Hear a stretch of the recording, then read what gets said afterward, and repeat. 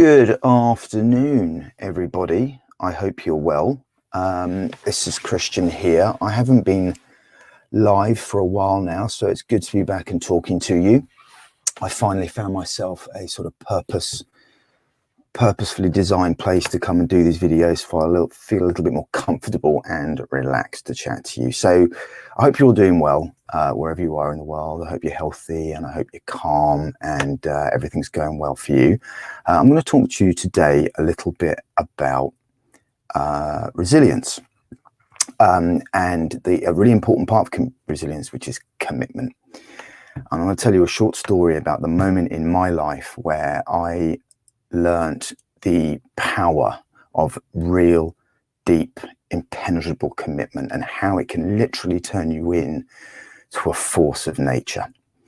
So I'm going to share some details of that and also how you can then look at your own life and look at the things that you're doing at the moment and a short exercise that you can do to really build commitment underneath what you're doing. Be on about 10 or 12 minutes today. So before we get into that, I just want you to know that if any of what I'm talking about today resonates or it sort of triggers anything in you that you want to talk about, please do either send me a message either on WhatsApp or Messenger and let me know you want to have a chat, or you can click my profile image and there's a little link there where you can jump into my calendar and you can schedule a time to have a chat with me for 45 minutes. There's no obligation. It's not a sales thing. It's literally a chance for me to hear and help you as much as I can, because that's what I love to do. So please feel free to do that. So if you're watching this live today, say hi. And if you're on the replay, give me some love and give me some feedback on this video. And more importantly, because of the subject matter today, if any stuff does come up for you today and you feel like sharing it, please do, because I think it really helps people as well as my story. By sharing your story, you can inspire others as well. So we're going to go back in time. Now we're going to get a little bit heavy today, if I'm honest with you. We're going to get a little bit heavy, but I don't want the details of this. Don't get hung up on the heaviness of the details. It's the context. The context is actually very beautiful and it's a really powerful story. And I'm really excited to share it with you. I've been thinking a lot about it because it's quite emotional, but I'll be fine. We'll be good. But you know, the message is really strong. So I need to go back to, it's late November 2013. And I have just received a pretty shitty diagnosis. As some of you may know me, I got diagnosed with a very rare form of bone marrow cancer back then, which was the culmination of 3 to 4 months of living hell, of my health deteriorating, of my bones breaking, and no one really knowing what was going on. I eventually got my act together and went into A&E, found someone who gave a shit in Dubai, and realized that I was pretty poorly. So it's the morning of some time after around, I think, sort of the 13th or 14th of November. And the dust has settled a little bit, and I called up someone that I knew, a very dear friend of mine that did Reiki, and I said, can you come into the hospital?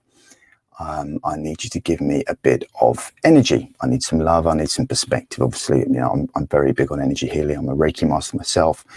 And this lady, I won't name her, but you know who you are, Joe. And she's great. She came in and there was no one else in the room. And she came down and she sat down next to me, and it was very quiet. I think it was in the morning. I remember that because I remember this very vividly. And she held my hand and she said, look, before we start, Christian, I want to ask you a question. And she looked at me very seriously and she said, do you want to live? Whoa. Now, that's a pretty powerful question to ask anybody at any time. But perhaps the most powerful time to ask that to somebody is when they're in the situation that I was in, where I was, you know, facing the real possibility of not living. So it really hit me, you know, my world completely stopped and I was just suspended for a moment in this sort of existentialist place where I was just like, my God, no one's, you know, that's, you know, do I want to live? Do I want to live? And I had to process it for a while, and it was hard. It was really hard, given everything that had gone on. I was at the, you know, we're at the apotheosis of a really shitty experience. But, you know, once I processed a little bit, of course, the answer was, you know, of course I want to live. I've got so much to live for. And then we started talking about it a bit more, and she forced me to go through all the reasons why I wanted to live and get through this experience. And then she asked me to say, what are the top three that really hit you in the throat? What are the three most important reasons for you to get through this and for you to live? And the answer to that, of course, was my daughter, who had just turned 2. And that reason was I wanted to see her get married. You know, the thought of not seeing Ava grow up and get married, you know, that was just what came into my head, and that was what hit me. The second one was to be there for my wife. And the third one was because I wanted to help other people avoid what I was going through and all the reasons that I found myself in that situation. And, you know, I hadn't really cried or had a major emotional response to what was going on with me with that whole situation. But in that moment I did. And at that moment, I learned the power of commitment, because I honestly believe it was making that commitment myself. It was getting that clarity over why I wanted to live. It was getting that depth of emotional alignment around the reasons why I wanted to live that really gave me the foundations to, you know, I was lucky. I sailed through that experience probably much more easily than I should have done. And I really do put it down a lot to the people around me, but more importantly, that conversation and having those 3 reasons that I engaged with on a daily basis for moving me out of that situation.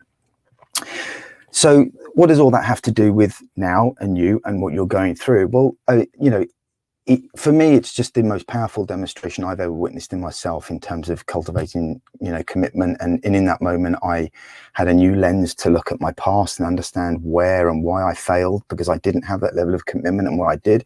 But importantly, it gave me a tool that I've used ever since to really think about what I'm doing. And when something isn't going right, if something isn't going right for you right now, where you're striving to achieve something, whether it's in your business or whether it's a health goal or a personal goal or a relationship, whatever it is, and it's not going quite right, I'd really encourage you to do 3 things. Take a step back and and ask yourself, why do I want to succeed in this particular thing? Okay, what is it about what I'm doing right now? Why do I want to succeed? Sometimes we ask ourselves, you know, what's the pain of failure? And we kind of get engaged with that, and you know, wanting to avoid that pain is becomes so much that success becomes, you know, inevitable. But don't do that. Ask yourself, why do I want to exceed in what I'm doing? List all the reasons down, and then choose the top 3. And those top 3 have to hit you right between the throat. They have to be incredibly powerful. Choose those top 3 and find a way to engage with those reasons daily, because they are the things that are going to carry you through the overwhelm, the uncertainty, the self-doubt, the frustration, and all the things that are going to show up when we're going after something that we really care about and that we really want to achieve. Now, the third and final one, which is something that I couldn't do back then just because it wasn't relevant, I wasn't in the situation, is if you can, try and find a way to get invested in achieving what you want to achieve. That can be a financial investment, it can be a commitment, it can be accountability, whatever's important to you, but be invested, okay, in that achievement, because that's really the final piece that really hammers home that level of commitment. Because once you have that, you're unstoppable and you really can become a force of nature. Nothing can get in your way. And if it does get in your way, you're so committed to what you're doing that you can process it in a healthy way and you don't get taken down by it. So get clear. Why do you want to succeed in the thing that you want to succeed in? What are the reasons you want to do it? What are the top 3? Find a way to get deeply engaged with those on a daily basis, and find a way that you can get invested in what you're doing in one form or another. So that's it for me today. And like I said, thank you so much for watching. If this has resonated with you, if something's come up, it's triggered something and you want to chat, just drop me a message. Let's get on the phone, or let's get on a video conference and let's chat it through. And if there's anything that you want to share in terms of your own experience that's come up around commitment, or maybe it's a story in your own life that that has taught you how to be committed, please do share it in the comments below, because I think the more that we can inspire other people and get other people to think about this, the more it's going to help them in whatever they're trying to achieve in their life right now as well. That's it from me. Great to be back. Thanks for your time, and looking forward to speaking to you all again very soon. Much love, much calm. Bye.